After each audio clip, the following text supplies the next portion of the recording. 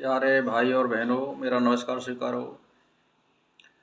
आज हम ब्रह्म सूत्र के दूसरे पाद का आरंभ करेंगे। तो इसमें दिया है, दूसरे पाद में पहला सूत्र है, सर्वत्र प्रसिद्ध दो उपदेशात, यानी संपूर्ण वेदांत वाक्यों में प्रसिद्ध परब्रह्म का ही उपदेश हुआ है। इसका मतलब ये बताया गया है, यानी जो परब्रह्म है सभी जगह इसी का वर्णन हुआ है। ये व्याख्यान है, यानी कहीं भी डोलते फिरते चलते फिरते या आकाश में पाताल में ये जो भी बताया गया है ये सब परब्रह्म का ही वो बताया गया है इसमें। तो इसमें ये बताया गया है कि जो जीवात्मा की पूजा नहीं होती है, सब जगह परमात्मा की पूजा होती है। और जो जीवात्मा है, यानी जो हमारे शरीर के अंदर है, दो वस्तु हैं इसमें, एक तो जीवात्मा रहता है, एक परमात्मा रहता है। तो इसमें जो उपास्य है वो तो परब्रह्म है जो पूजा जाता है, और जो पूजन करता है उसको उपासक बोलते हैं। तो उपासक जीवात्मा है और उपासक परब्रह्म है। तो इसमें यह बताया गया है कि जो जीवात्मा है उसकी पूजा नहीं होती है, पूजा सर्वत्र परब्रह्म परमात्मा की होती है। और हमारे हृदय गुफा के अंदर, यानी इस साइड में जो होता है यहाँ पे, तो इसमें दो पक्षी का उदाहरण भी पेश किया गया है कि दो पक्षी हैं, एक तो पेड़ के फलों को खाता है और एक केवल दृष्टा मात्र है। तो जो दृष्टा मात्र है वो तो हो परब्रह्म परमात्मा, जिसको आत्मा बोलते हैं, और जो इसके फलों को खाता है उसको जीवात्मा बोलते हैं। मतलब तो इसीलिए इसमें सभी सूत्रों में यही बताया गया कि जीवात्मा उपासक है और वह परब्रह्म ही उपासक है। ज्ञान प्राप्ति पर वह जीवात्मा है उसके दर्शन करके मुक्त हो जाता है। मतलब ये जो जीवात्मा है परब्रह्म के दर्शन करके मुक्त हो जाता है, ये बताया गया है इसमें। जीवात्मा के कर्म फलों का विधान भी उसी परम शक्ति द्वारा किया गया है। जीवात्मा कर्म बंधन में है, जिससे मुक्ति के लिए उस परब्रह्म की शरण लेता है। इसीलिए जीवात्मा स्वयं उस परब्रह्म का ही उपासक है। उपास्य देव वही परब्रह्म है, ये बताया गया है। तो फिर इसमें बताया गया कि शब्द भेद होने के कारण भी उपास्य देव जीवात्मा नहीं है, यानी इसकी पूजा नहीं हो सकती है। किसकी? जीवात्मा की। उपास्य देव जो है हमारा परब्रह्म परमात्मा ही है। तो इसमें ये बताया गया है कि जैसे स्मृति आदि में कि जो हमारे हृदय गुफा के अंदर रहता है, तो दो पक्षी हैं, एक पक्षी तो पेड़ के फलों को खाता है और एक केवल दृष्टा है। तो ऐसे ही ये जीवात्मा है, ये फल प्राप्त करता है। परमात्मा है वो फल प्राप्त नहीं करता है, वो केवल दृष्टा मात्र है, वो भोगता नहीं है। ये उदाहरण पेश किया गया है। फिर स्मृति पुराणों से भी उपास्य देव उपासक का भी भेद सिद्ध होता है। तो इसमें ज़्यादातर ये बताया गया है कि हमारे हृदय में बताया गया है परमात्मा। तो इसमें ये भी फिर शंका होती है कि भाई वो फिर परमात्मा इस शरीर में कैसे है, वो भी तो बंधन में आ सकता है। नहीं, ये परब्रह्म परमात्मा सभी जगह पे व्याप्त है। हृदय में इसलिए बताया गया है कि यहाँ पे हम इसका अनुभव कर सकते हैं। मतलब सारे शरीर में रहता है, सारे शरीर में हम अनुभव नहीं कर सकते, लेकिन अनुभव करने की जो जगह है वो हमारा चित्त है जो हृदय में है। हृदय में हम इसको अनुभव कर सकते हैं कि यहाँ आत्मा का निवास है। तो यहाँ पर ही जीवात्मा रहता है। तो वो जो एक है वो दृष्टा है और एक है वो फल भोगता है। ये उदाहरण पेश किया गया है। तो हम परमात्मा को हृदय के अंदर देख सकते हैं, और यहाँ ही सब मनुष्यों को, स्त्रियों को ध्यान लगाना चाहिए अपने हृदय के अंदर में, और उस उपास्य देव परब्रह्म परमात्मा के दर्शन करना चाहिए। अगर उसके दर्शन हो जाते हैं तो फिर उसको विशेष ज्ञान प्राप्ति हो जाती है, और वह फिर एक मुक्ति की ओर बढ़ने लग जाता है। और अगर उसने प्रकाश रूप में आत्मा के दर्शन कर लिए हैं तो वो मुक्ति की ओर निश्चय बढ़ जाएगा इसी जीवन में, अगर वो कोशिश करता है तो, और इंद्रियों का दमन करके रखता है तो ये इसमें बताया गया है कि हृदय के अंदर जो दिया गया है उसके भीतर है तो इसमें दिया गया है कि उस उपास का स्थान हृदय बताया गया है, वह हृदय गुफा के भीतर स्थित है। उसका आकार भी अति सूक्ष्म बताया गया है। दूसरा और उसे सर्वव्यापक, सबसे बड़ा, सर्व शक्तिमान बताया गया है। इस आधार पर शंका होती है कि हृदय में स्थित आत्म स्वरूप परमेश्वर नहीं हो सकता, क्योंकि वह एक देशी है। किंतु यह संख्या उचित नहीं है, क्योंकि सर्वव्यापक है। शरीर में उपलब्ध स्थान की अपेक्षा उसे हृदय में बताया गया है, अन्यथा वह सर्वत्र व्यापक है, जिससे शरीर में वही है। तो ये मतलब हृदय में बताने का मतलब है यहाँ हम अनुभव कर सकते हैं, ये मतलब है इसका। इसको हम हृदय में अनुभव कर सकते हैं, बस इतना बताया गया है। फिर इसमें 8वें सूत्र में बताया गया है, सबके हृदय में स्थित होने से, चेतन होने के कारण उसे सुख दुखों का भोगता होगा, ऐसा नहीं है। क्योंकि जीवात्मा फल भोगता है, परमात्मा फल नहीं भोगता है, वो दृष्टा है। यहाँ भी ये शंका का निवारण कर दिया गया है।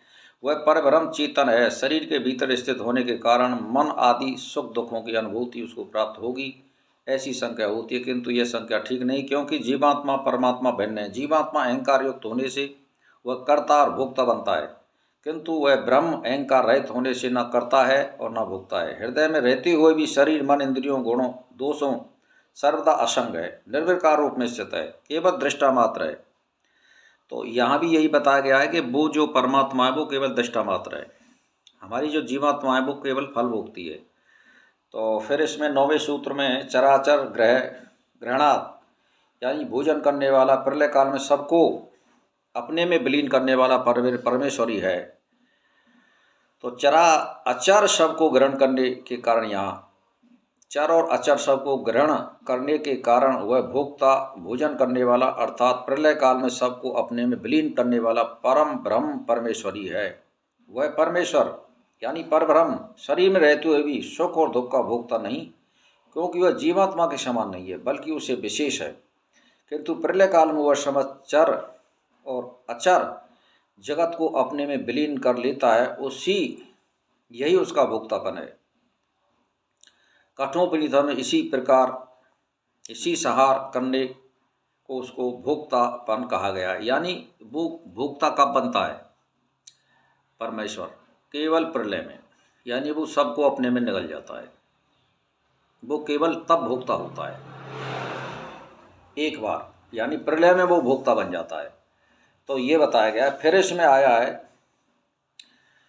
प्रकरण से भी यही सिद्ध होता है, इसी प्रकार जिस प्रकार व्याख्या की गई है उसके अनुसार भी सिद्ध होता है कि वह सुख और दुख का भोक्ता नहीं, किंतु वह शरीर में रहते हुए मन की वृत्तियों को, बुद्धि के तथा शरीर के कार्यों को सर्वदा असंग ही रहता है, इसलिए उस आसक्ति, वासना आदि का लेप नहीं होता है।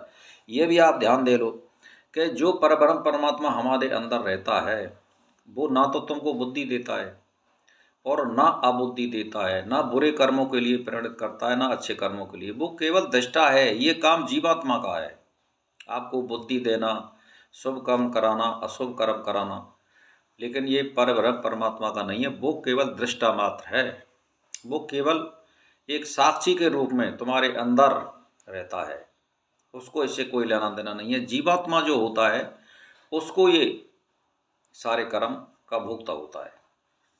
तो इसीलिए आप कहीं भी करो, कुछ भी करो, उससे छिपाए नहीं रह सकता कोई भी चीज़। आप अपने में चोरी कर रहे हो लेकिन उसको पता है सारी चीज़ों की, आप व्यभिचार कर रहे हो उसको सारी चीज़ों की पता है, तो वो तो एक दृष्टा बात है और सबके अंदर है। तो अब इसमें ये बताया गया है सभी प्रकरणों में कि मुंडक उपनिषद में, श्वेतार उपनिषद, कठोपनिषद, गीता आदि में भी कहा गया है कि इस शरीर में हृदय रूपी गुहा में जीवात्मा और परमात्मा दोनों धूप और छाया की भांति सख्य और भाव से सदा रहने वाले, जहाँ जीवात्मा वही परमात्मा है, किंतु सुख और दुखों का भोक्ता जीवात्मा है, परमात्मा दृष्टा मात्र है। यही बात बताई गई है सभी जगह। तो जीवात्मा अहंकार और आसक्ति के कारण कर्ता और कर्म फलों का भोक्ता है, जबकि वह परब्रह्म इससे रहित होने के कारण न करता है न भोगता है, कर्तापन और भोक्तापन से रहित है। यानी जो आत्मा होती है, परमात्मा होती है, वो इनसे परे है, वो केवल दृष्टा है, साक्षी है वो केवल। तो भाई और बहनों, मैं तो एक ही बात कहना चाहता हूँ, इसमें फिर 12वें सूत्र में आगे दिया है कि विशेष ऋणाच्य यानी आगे के मंत्रों में दोनों के लिए अलग अलग विशेषण दिए गए हैं। उपयुक्त भोक्ताओं को जीवात्मा परमात्मा मानना ठीक है। दोनों के लिए अलग अलग विशेषण दिए गए, इसलिए भी दोनों को जीवात्मा परमात्मा मानना ठीक है। हेतुगोपा में जिन दोनों जीवात्मा परमात्मा वर्णन किया गया है उन दोनों के लिए भिन्न भिन्न विशेषणों का प्रयोग किया गया है। इसीलिए इन दोनों से भिन्न भिन्न स्वभाव वाले होते हुए भी एक ही साथ रहने वाला जीवात्मा परमात्मा ही है। तो इसमें जो बताया गया है कि जो नेत्र के भीतर जो दिखाई देने वाला कहा गया है वह परब्रह्म ही है, क्योंकि ऐसा मानने से ही पूर्वापर प्रसंग की संगति बैठती है। छांदो उपनिषद में भी ऐसा कहा गया है, वह जो नेत्र में पुरुष दिखता है वह आत्मा है, वही अमृत है, वही अभय है, ब्रह्म है। और उससे उस पुरुष के जिन विशेषणों का प्रयोग किया गया है वह आत्मा, वही अमृत, वही अभय है, वही ब्रह्म है। ये उस ब्रह्म के ही विशेषण है, जीवात्मा के नहीं। यह उपदेश उपकौशल जो सत्यकाम नामक ऋषि ने दिया था, सत्यकाम जाबाल का उदाहरण दिया है, वो यही है मतलब। तो मेरा कहने का मतलब है, ये ध्यान दे लीजिए, आज के जो प्रकरण में जो बात निकल के आ रही हैं वो दो बातें। एक तो जीवात्मा उपासक है, यानी उपासना करने वाला है, किसकी? परब्रह्म परमात्मा की, और वो उपास्य देव है। तो हमेशा जीवात्मा की उपासना नहीं होती है, पूजा जो है परब्रह्म परमात्मा की होती है, जीवात्मा की नहीं होती है। और जीवात्मा पूजा करते करते अगर परब्रह्म परमात्मा को देख लेता है तो उसके बुद्धि का पर्दा खुल जाता है और उसकी कुंडली जागृत हो जाती है, और वो सारे संसार का एक दृष्टा मात्र रहता है, और वो शुभ कर्मों पे आ जाता है, भलाई के कार्यों में आ जाता है। उसमें इतनी शक्ति हो जाती है कि वो सब कुछ करने में समर्थ है, प्रलय और सृष्टि को छोड़ करके। जीवात्मा में ये सारी शक्ति होती है।